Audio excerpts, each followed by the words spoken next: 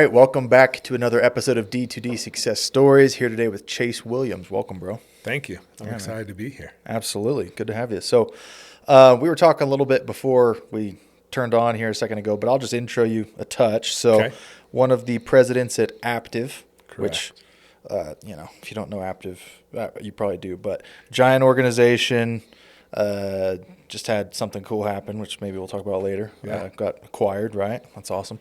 Been in door-to-door since 2007.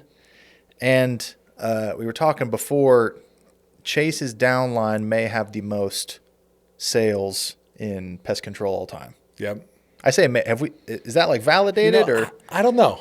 I don't know if it's ever been calculated. Yeah. But accounts wise, I'm over $1 million after this summer from my downline, and over $600 million in revenue in my downline. Huge. So huge, monstrous. So with that as kind of the preface, let's just go back to, brief synopsis of growing up, where you're from, all that type of stuff. Yeah. So I grew up in Atlanta, Georgia. Okay. Well, let's backtrack. I lived in Utah until I was about 11. All right. And then my parents moved out to Atlanta. Okay. And so I went into middle school there. And, went middle school, high school there. And then. Nice. How was that?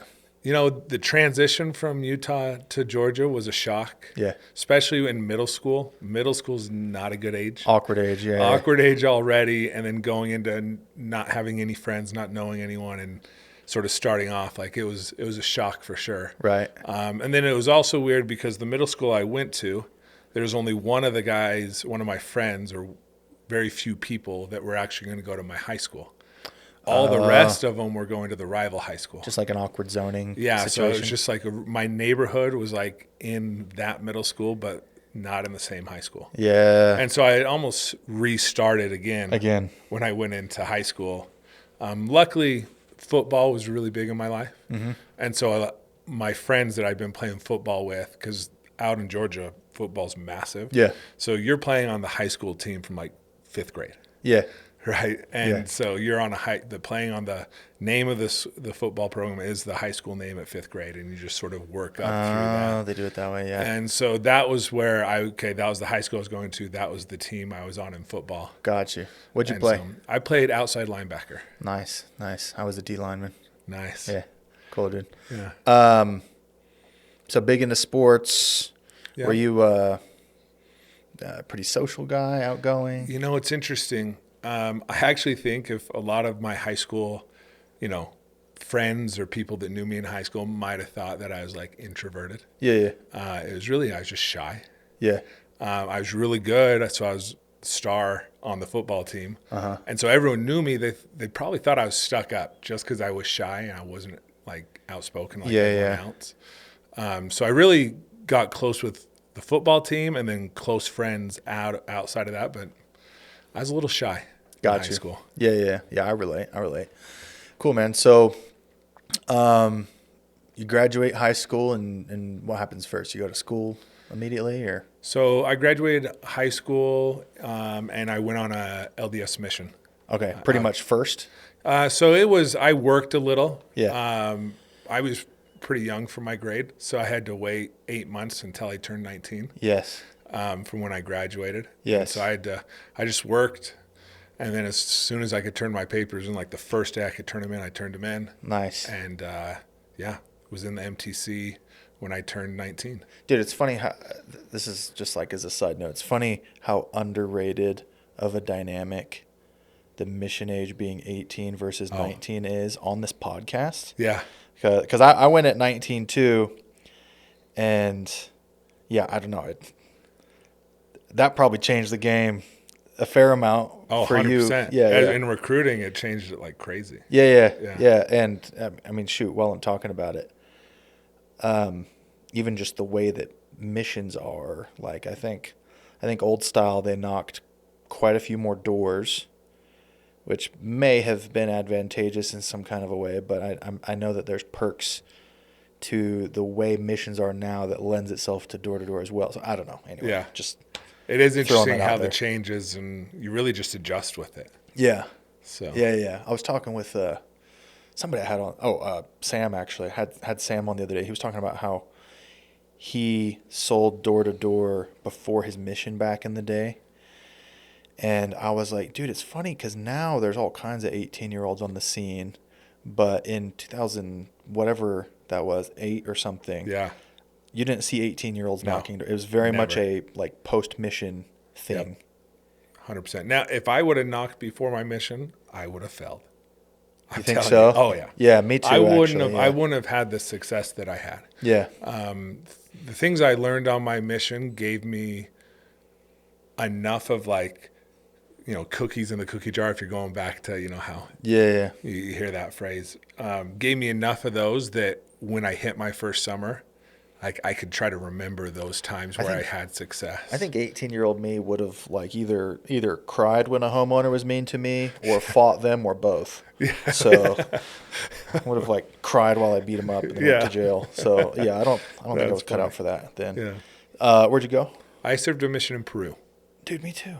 What mission? Lima South. I was Lima East. There you go. Yeah. Love that. Yeah, that is really cool. Yeah. Did you go to the mountains quite a bit? Yeah, so I was up in Huancayo for a year. I was in Lima for 6 months, and then I was in, it's called La Merced, in the jungle for 6 months. Oh, the jungle. That's interesting. Yeah. We didn't have any jungle in South. In the South. We had a touch of mountains and a lot of coast. Is the South the one that has Machu Picchu? No. Cusco. Cusco. Yeah.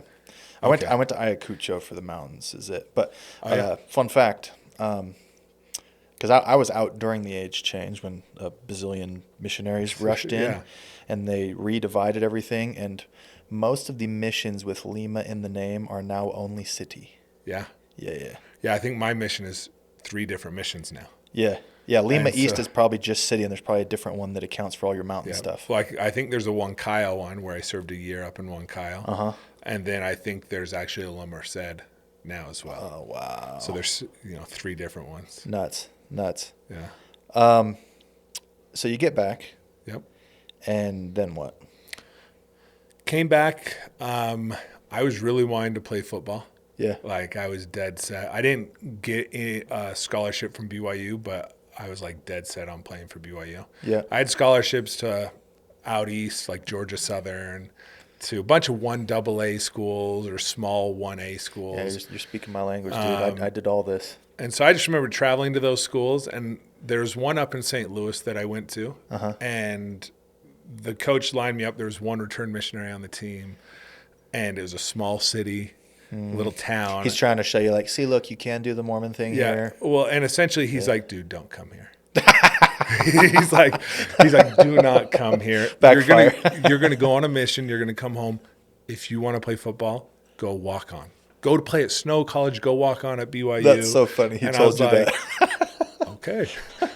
So that was like, okay, that's what I'm gonna do. Oh, geez. He's going through it now. He's telling me to go. I'll do that. You ever hit that guy up? I haven't. Thanks for the heads up, bro.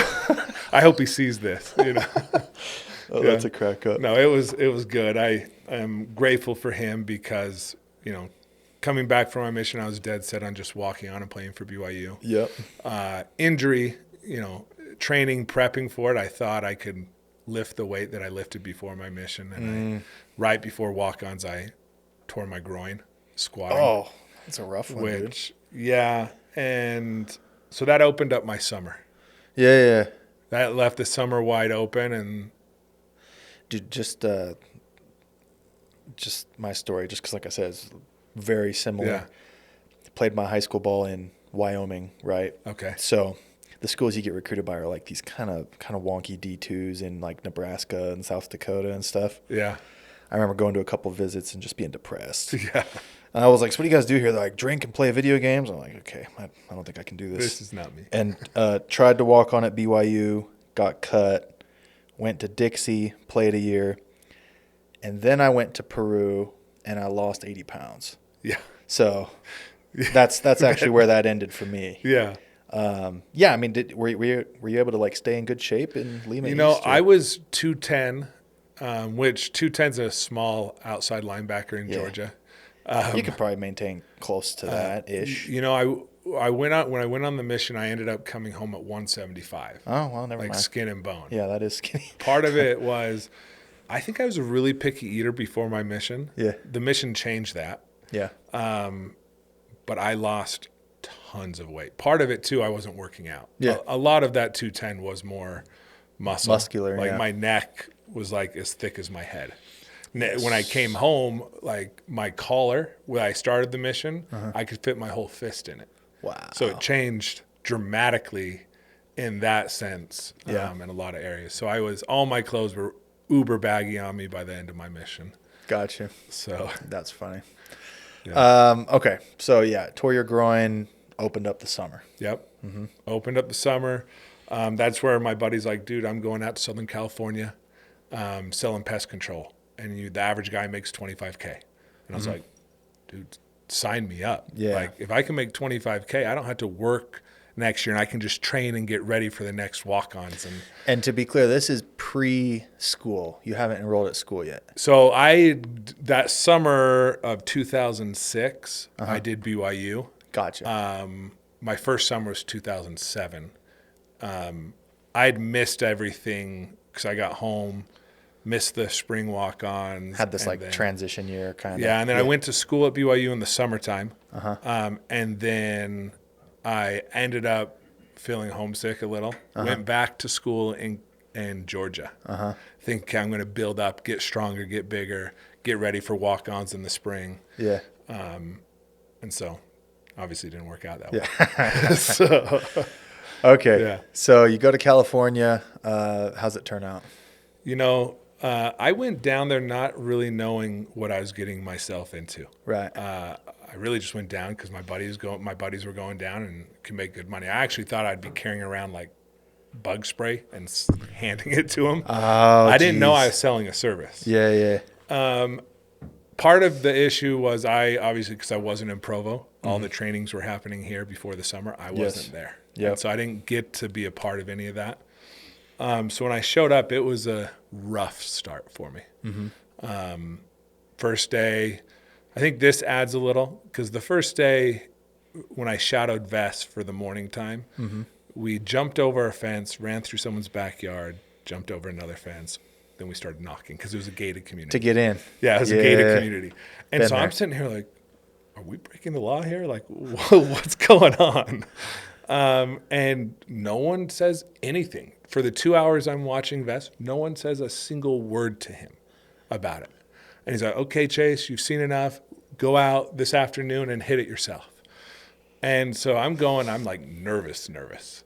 First door I knock, they're like, how'd you get in here? What are you doing? I'm like, Oh, gosh. like caught off guard. And tough, dude. And so that affected me. I walked to the next door. A couple doors down, I actually find a guy who was interested, who had ants inside, had issues, but I was like so rattled and nervous, all this nervous energy.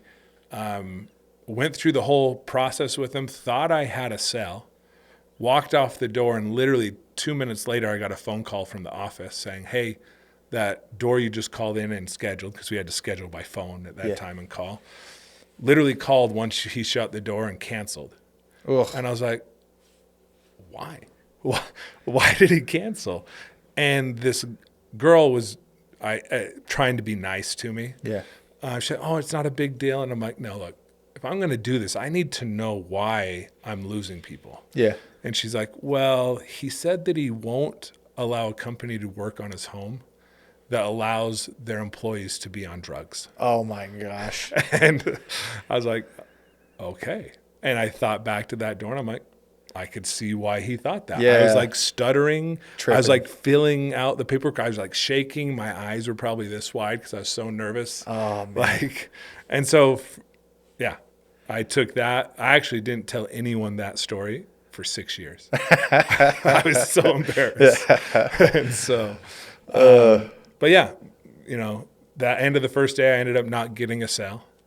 Went home. I was the only one on the team that didn't get a cell. Everyone else got a cell. Oh, man. And so there were 10 first-year reps and 2 experienced guys. Everyone had a cell. And so I was like, okay, well, I'll I'll figure it out. I'll study harder. I'll read the manual better.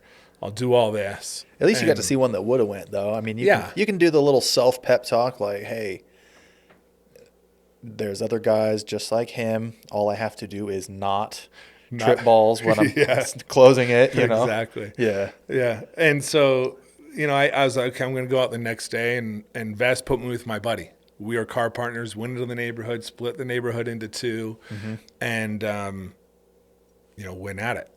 Fast forward to the end of the day, my buddy sold 8 his second day. Juggernaut. I sold 0. Oh, gosh.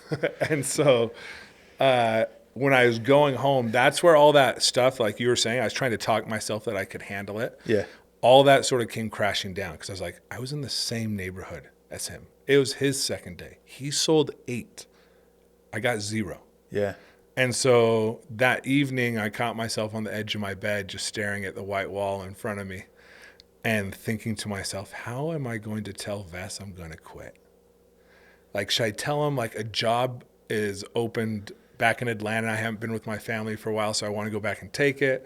Like, thinking of all these excuses of how I could tell him that this just isn't for me. Yeah. And meanwhile, my buddy who sold 8, back in the day, we did paper contracts, so he had to fill out the whole route. Yeah. And because he did 8, it's a lot of work he had to do. And so he was left alone with Vess doing it. He was the last one in there. And Vess made a comment to him like, hey, I'm worried about Chase. I don't think he's going to make it. Wow. And so my buddy comes back into our apartment, is walking by my room, and just my door is open, and he just sees me staring at the wall. And he sticks his head in, and he's like, hey, Chase, Vess thinks you're going to quit. And then he walked out of the room. And he just left. And it's funny, in that moment, I was contemplating quitting, but I was so pissed that Vess thought I was going to quit. Yeah. Or that I wasn't going to make it, that I'm like, no, I'm not quitting. Yeah, because if you had been able to tell them some BS story, you keep your pride. Yeah. Whereas now that you know that they've seen it, it's like, now I have to prove them wrong. Now I had to prove them wrong. Yeah. That's exactly what it was. And so that's funny. That evening, I made a lot of commitments that changed everything. One of those commitments was, well, I'll probably be the worst salesman out here. Like, I've already proven I'm the worst right now. But I will be the hardest worker. No one on the team is going to outwork me. I'll be the first one on the doors, last one off the doors. People will know, like, I'm working my tail off. Really, what I envisioned, I sort of had this fantasy that end of the summer, Vess would come up to me and say, Chase, you are the worst salesman I've ever seen, but holy crap, you are the hardest worker ever.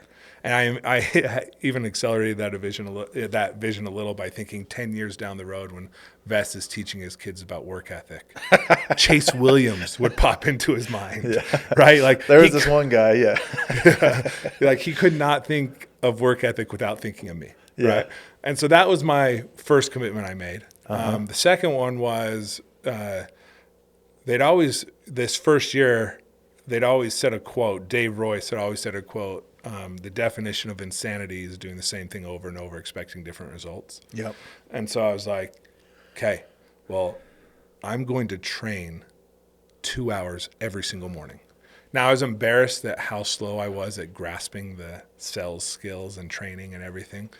And so I did it before people woke up, because I didn't want people to know that I was training for 2 hours, because that's also something, going back into my past a little, I think I was very conscious of and like afraid people would think that I was dumb. Because I'd have to study 12 hours for a test to get the same grade that someone studied 30 minutes for. Yeah.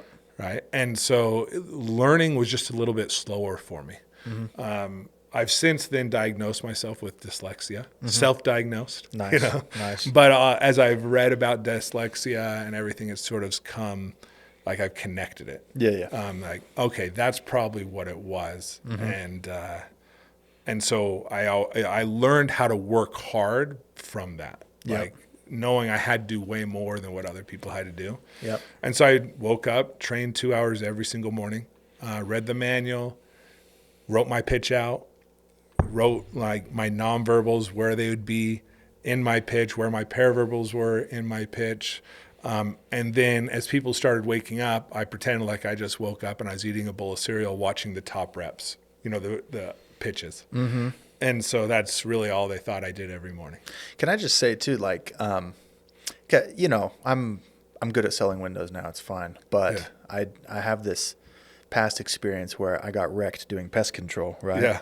And I always remember coming home and, if you get wrecked, you should go train, fix the problem, right? 100%. But I always remember coming home and just disassociating from the day that just happened and just, plowing a bag of Otter Pops or potato chip, whatever it is. Yeah, whatever you can get your hands I'm going to on. forget about the day that just happened. And so, right and a wrong way to take it, right? There's something to that. There is. There definitely is.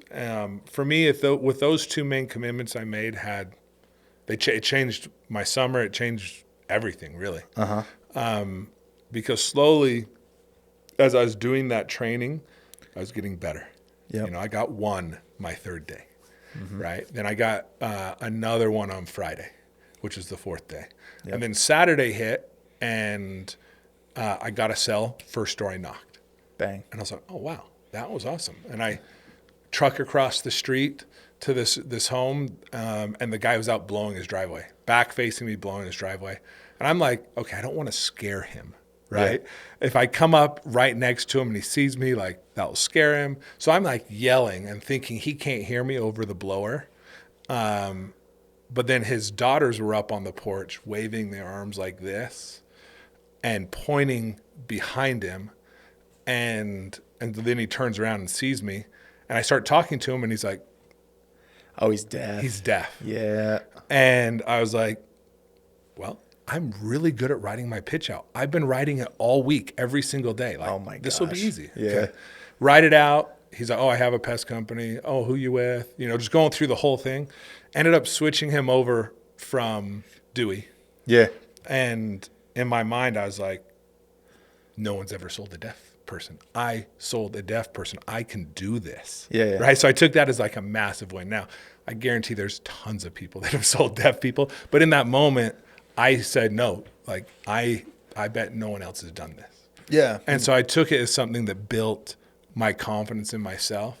And so I ended up finishing with 5 that day. Oh. And I looked around to my team, and Vess sold 5 that day, my leader. And then the guy who I thought was the god of pest control, because my second day he sold 16 in a day, he sold 5.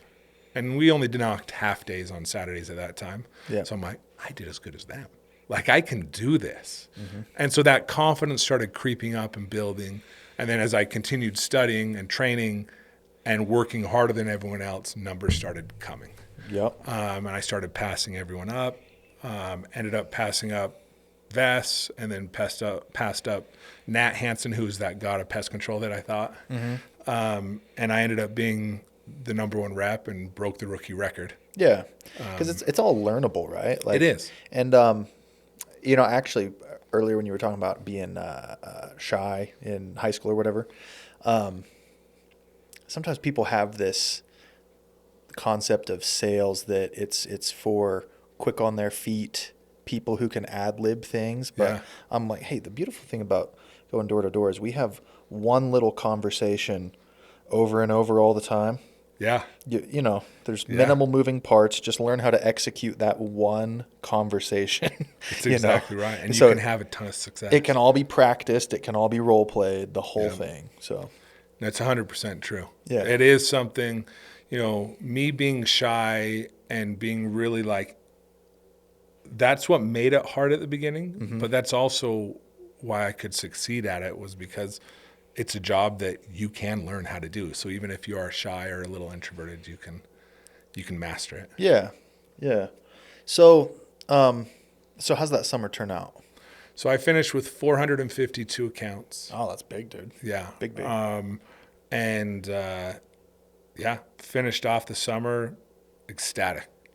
Man, that was awesome. Yeah. I made great money. It was retention is always the key, right? Yeah. At the time, it would have been 92,000. Yeah. Because I got 42% commission. But it was probably more around 80, 78. still if I remember great right. money. Yeah. No, And it was more money than I ever thought I would make. And this is, I think you said 2007. So, I mean, call it 180 G's, 2024 money. Exactly. Yeah, so Vest came to me and Dave came to me and said, hey, we want you to go run a team next year. And I, again, sort of comes to my confidence level, right? I saw what Vest did as a team leader. He was up training in front of people every day. Hey, I don't want to be in front of people training. Yeah. Right. That was not that was out of my comfort zone. That scared me to be the one in charge, the one that everyone would look to help, even though I sold super, super well. Like that was something that I felt really uncomfortable with. So I didn't really give an answer. Yeah. And when I had this type of success that summer, I transferred up to BYU, Idaho, because they had a full padded football league. Because I knew I wasn't going to play football because I couldn't leave for the summer. And financially, this was way better. I would have been, if I made the team, I probably would have been scout team the whole time, tackling dummy. Yeah. And so I was like, you know what? I'm not done playing football. So I transferred up to BYU, Idaho, played in their competitive intramural full padded football league, which was a blast. I remember that. that existed. Yeah. And so I was up there going to a devotional, and I don't remember who was speaking. I wish I did. Yeah. But he talked about how fear, when we're afraid of something, that fear comes from the adversary. And it's coming because it's trying to prevent us from doing something that he knows is going to have a massive impact on our life. And I was like, the thought came to me, you have to run a team. I was like, oh, crap. Like, it's out of my comfort zone, but you know what? Got to do it. I got to do it now. Yeah. I got to conquer this and not be afraid of it. So ended up reaching back out to Vest and saying, okay, I'll do it. Recruiting was a little tough for me. I had a poor paradigm at the time. My paradigm was you recruit people to make money off of them. And I hated that. I was like, I'm not going to recruit people. I don't want people thinking that I just want them to come out so I can make money off of them. Yeah. And so I really didn't put effort into recruiting that first year. Gotcha. Now I had my mission buddy who he's like, dude, Chase, do your parents pay for everything? Like you bought a new car, you don't work while you're going to school. You're just taking girls on dates and having fun. How does this work? Yeah. How are you doing that? Like, no, dude, I went out and sold pest control this year and made crazy money and did really well. And he's like, sign me up. Yeah. Are you doing it again? I was like, yeah. He's like, can I come out with you? I'm like, sure. Okay, one recruit. And then another guy, it was in February. My birthday, we're having a little party in the apartment lounge, and I'm talking to these two girls. And this guy walks by the lounge and sees me talking to these girls. He's like, dude, those girls are pretty. He's like, I got to go talk. We'd known each other because we're in the same elders quorum, but didn't really know each other. Yeah. So he walks up to me. He's like, Chase, right? I was like, yeah. Yeah. He's like, oh yeah, I heard you did pest control last year. I was like, yeah, I did. He's like, oh, awesome. Well, I'm going out with this company this year. And I'm like, oh, cool. That'll be great. He's like, well, how well did you do? I was like, oh, I sold 452 accounts. And he's like, no, you didn't. And I was like, I'm pretty sure I know how many I sold. He's like, I don't believe you. My leader was the number one rep at the company I'm going to. He sold 173. Ugh. There's no way you more than doubled him, and it was your first year. And I was like, hey, look, the owner, Dave's going to be here tomorrow. Like, I can set up a dinner where you can go meet with him. He'll show you all the numbers, like that, just to prove to you that I did it. Yeah. And he's like, yeah, sign me up for that. So he goes, has the dinner. I forget about it. And at 8:30 at night, I get a knock on my apartment door. I open the door and he's like, hey, I'm coming to work for you. And I'm like, part of me was like, oh crap. Yeah. Can I handle this personality type? Yeah. A lot of you might know who he is. It's James Graves. Yeah. And so I was like, can I handle, he's a natural salesman. I was like, so I was nervous pulling him up, having him come on the team, because I was like, can I lead someone who's like that when I wasn't like that? Yeah. So brought a couple more recruits out, ended up with 6 recruits, one of them being my brother as well, that I didn't really recruit. My parents forced him. to come knock right when he got home off his mission because of the success I had. Yeah. And so, but then Vess had over-recruited his team. And so he put a bunch of people on my team. So I led a team of 23. Oh, fire. And how was that? You know, it was hectic. Yeah.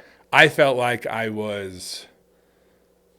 there's a little part of me that I'm like a perfectionist. Yeah. So I wanted everything to be perfect. Oh, and you can't control that much. You can't control that much. Yeah. And so I was waking up really early preparing the training meetings, like making sure they were dialed, everything like that. And so a lot of the team members saw how hard I was doing it. Mm. And even though we had a ton of success, I had 6 people do 250 accounts or more on that team. Yep. So that would qualify them to become a leader. Mm-hmm. None of them wanted to be leaders because they looked at what I was doing and was like, that looks miserable. Mm-hmm. Like, that doesn't look fun. I don't care how much money I make from doing that. That looks miserable. Yeah. And so they all came out and sold again, but it was again on my team because they weren't willing to, do what they thought was necessary to be a leader. Mm-hmm. So that was a thing I had to learn. Try to make it look easier. Don't make it look harder. Yeah. Because you scare people away from wanting to actually grow into the position. So where does your org start to get some scale to it? Yeah, so 2007, 8, 9, and 10, it was like just pretty steady. One team. Like, I had no vision of growing. Uh-huh. There wasn't an opportunity to grow either. Yeah. That was when we were eco first. They had limited ops capacity? Exactly. Gotcha. Okay. And so we didn't have the vehicle that we could actually grow on. And so it was really just a means to an end for me. Okay. I was prepping to go to med school. Yeah. I thought, hey, this will help me pay for a portion of my med school. Mm-hmm. So 2011, I actually took the summer off. But Dave and Vess were like, Chase, we want to fly you around and train all our teams. Like, you're the best trainer. You get teams to perform so much better than they, every time you visit, they perform way better than they were. Mm-hmm. Like, we want to just fly you around. We'll pay you, and I think they paid me $65,000 just to fly around and train the team. Some trips, yeah. And so I was like, okay. And I'm prepping for the med school, getting ready for that. So I'm like, hey, I can do that. Yep. At the end of that summer is when Vess came to me and said, Chase, we're selling Eco First. We're starting a company called Altera. And there's a position now, because we can grow a lot better now because we'll have the funds coming in. Mm-hmm. We can grow, and you can grow into a position where you're regional. And regionals make about $500,000 a year. And I'm like, wait, what? Yeah. I could make $500,000 a year doing what I'm already doing if I actually put effort into recruiting. Mm-hmm. And so my paradigm in recruiting had also changed after that first year, where I had a little negative one on recruiting. Mm-hmm. I recognized that I was extremely grateful to Vess for the opportunity he gave me. Yeah. It's like, confidence-wise, went through the roof from what I was. Yeah. Skill set, mindset, financially, like, I was extremely grateful to Vess. Mm-hmm. And my reps that I helped do really well and make good money were all extremely grateful to me. And I'm like, wait a minute. Like, I should want to offer this to everyone because of the things they're going to gain is going to be life-changing for them, like it was for me. Like, I'm selfish if I don't offer it to people. Yep. And so then my paradigm shifted, and I was more recruiting people because I wanted to help them have success rather than make money off of them. Right. And so 2012, when I decided to treat it like a 9-to-5 job because I was done with school, that's when things really took off. Yeah. It's an interesting position for them to be in. We're selling a company, starting another. Got to go sell some of my leaders on a thing that doesn't exist right now. Yeah. Yep. Be an interesting story to get from them at some point. Yeah.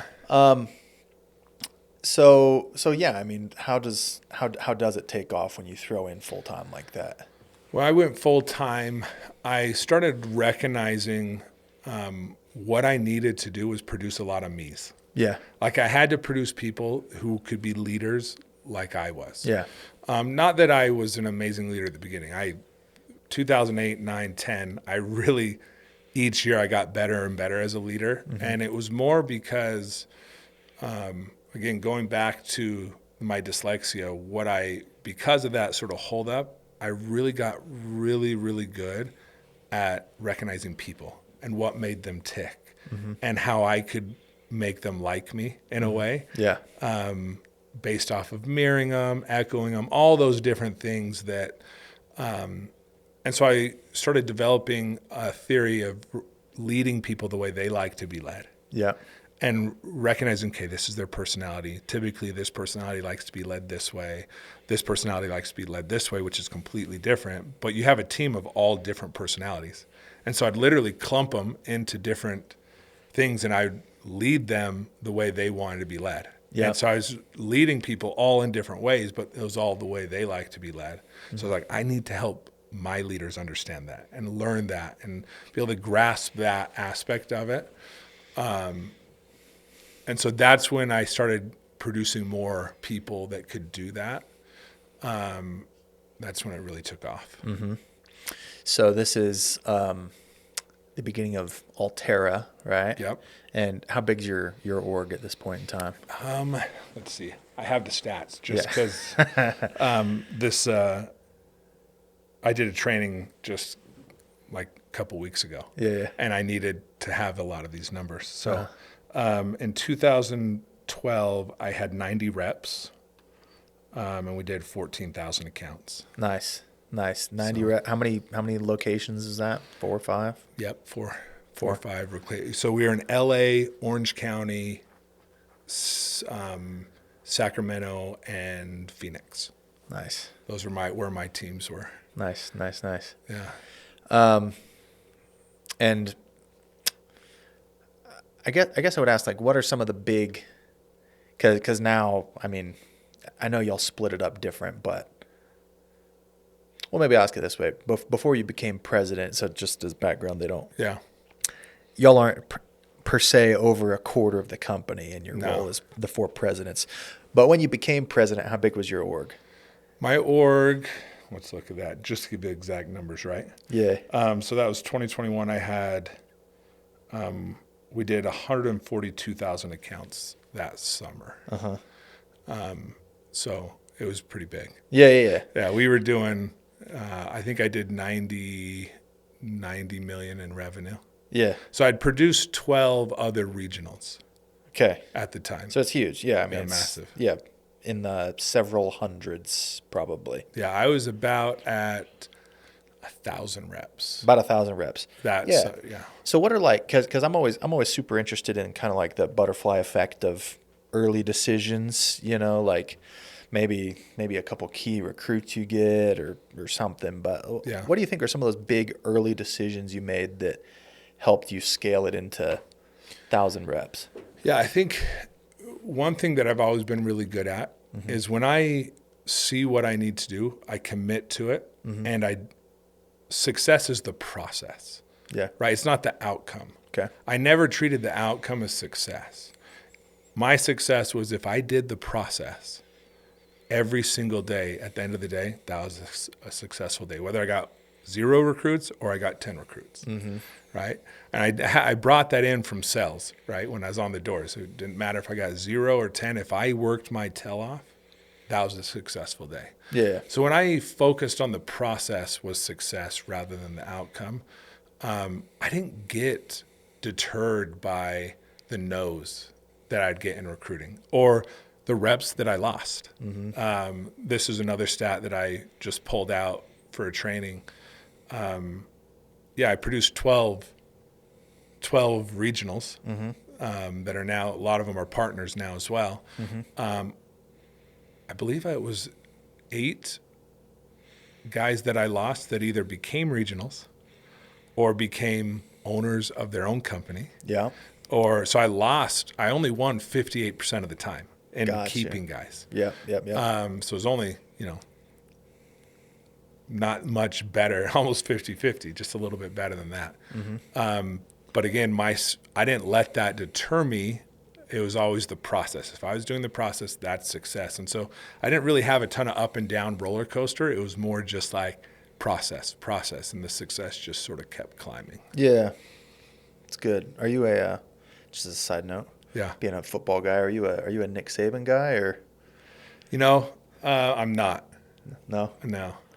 Do you have like a favorite coach or anything like that? I'm a diehard BYU. Yeah. So Lavelle has always been someone that I have a ton of respect for, and how he handled himself. And I look at Kansas City's coach now, Andy Reid. Andy Reid. Yeah. Where Andy Reid is very similar to that. Yeah. Like that's also how I tried to lead. Got you. And so that was something that I kind of the demeanor and the personality. Yeah.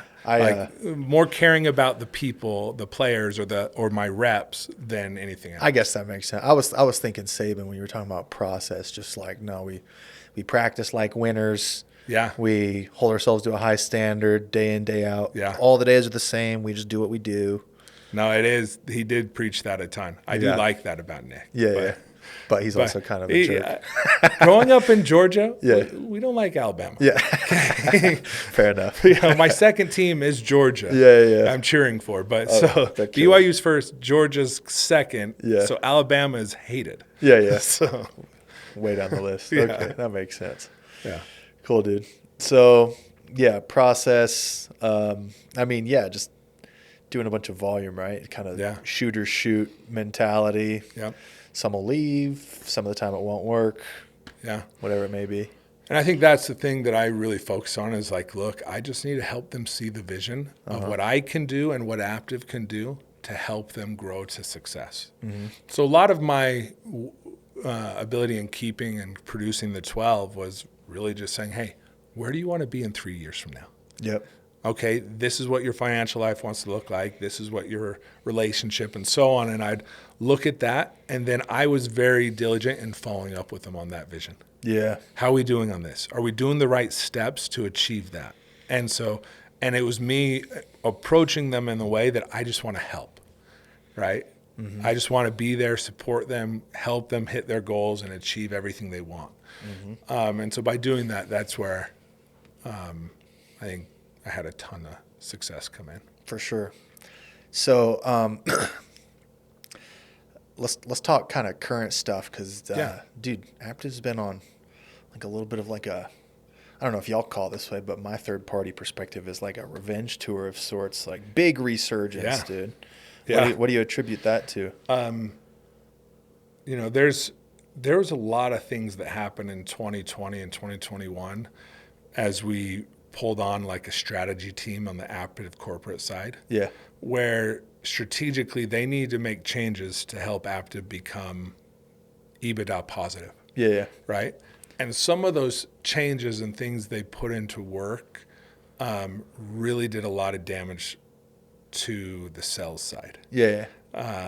And so we were trying to, as we got elevated at that time from running our own little thing to presidents, I felt like we had taken on a sinking ship.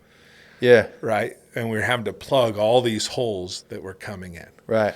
And we were losing people. Like I had one of my regionals ended up leaving because of everything that was going on. One of my Golden Door people ended up leaving because of everything that was going on. And so we were bleeding a little in 2021. From 2020 to 2021, we bled quite a bit. Yeah. As we got things dialed better from the strategic side, as we were presidents, being more of a voice on how we can, the changes we can make to help the company, but how we need to go about doing it, that we started making that resurgence. Right? Yeah. Being able to create a strong foundation where we're at and then building off of that to where we are now. Which, just a little more like conscious thought about strategy rather than just being like, this is what we do because this is what we've always done type vibes. Exactly. I had never, until the strategy team came on, I didn't know what CAC to LTV was or any of these lingos that they talk about where it's just like, okay, well, we as a sales force, we want the company to be healthy or else we can't grow.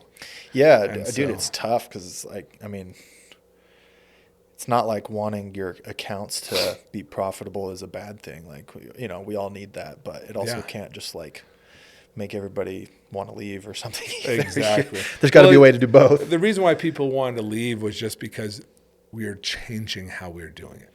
Little did we know the changes actually made it more lucrative for our sales reps. It's how do you package and explain? Yeah. At that time, we just kept trying to package it and say, hey, it's going to work out. It's going to be great. Look at this. Look at this. Mm-hmm. Now it's easy because all those changes we did, now reps are making way more money than they've ever made. Mm. Yeah. Like, I think if I would have the pay plans and the systems we have now, I would have been making so much more money up front at the beginning. Yeah, so there's track record. And I mean, y'all had track record in 2020, but now you got track record for strategy, I guess. Yeah. A person could say. That's awesome, dude. No, really, like, huge resurgence for anybody who's been paying attention. You already know. And then, you know, I know some parts of it are, like, confidential, but anything you want to say about getting acquired and what it means now and going forward and that type of stuff? You know, we're excited for the partnership with Citation. Yeah. And they're a PE firm that's really coming in, and they don't want to change us. Yeah. They are really giving us the reins and saying, we bought you because of what you guys have created. Mm-hmm. We're not going to come in and change it. You guys are in good hands. Keep growing. Keep doing what you're doing. And we won't be doing anything. And so that's exciting for the sales reps and everybody involved, because we still have the control. They just recognize, hey, this is a rocket ship. It's taking off. Like, hey, let's get on this. Yeah. And let them keep going. And so it's really exciting. Yeah. Yeah, it's awesome, man. I was stoked for everybody. I saw the thing and I was like, oh, I got to call some of the homies, but I'm sure they were getting called by a million people, so I gave it a couple days. Yeah. That's awesome, dude. Any kind of like last parting wisdom you want to share with anybody? Could be new reps, manager, whoever you want to talk to, really. I think, you know, through all of the things that I've learned through this job, I look back and I'm like, this is the perfect job for me. Like, there's not a job out there that I think would have brought me more happiness, but also would have been harder. Like, it was challenging.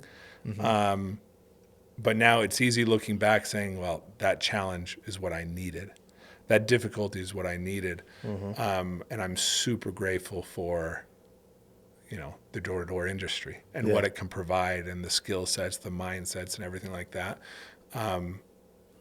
If you haven't given it a shot, you need to give it a shot. Yeah. You have to get out there and try it. You'll learn more about yourself doing that than any other job out there. You'll also recognize where you can grow and get better, and you'll see your full potential. I don't think there's many jobs out there that you can get a glimpse of your full potential. Door-to-door sales is one of those, though. Totally. Love that, man. Well, thanks for coming on. Yeah. If our listeners want to catch up with you, is there any particular place or way? You know, you can always, hit me up on Instagram, DM me. What's your handle? It's... I should know, right? I should. I don't. If you do hit me up, just know it might take me a week to respond. Fair enough. So, it is CK_Willier. Love it. So, yeah. Awesome, dude. Well, again, thanks for coming. Yeah. Thank you. Cool.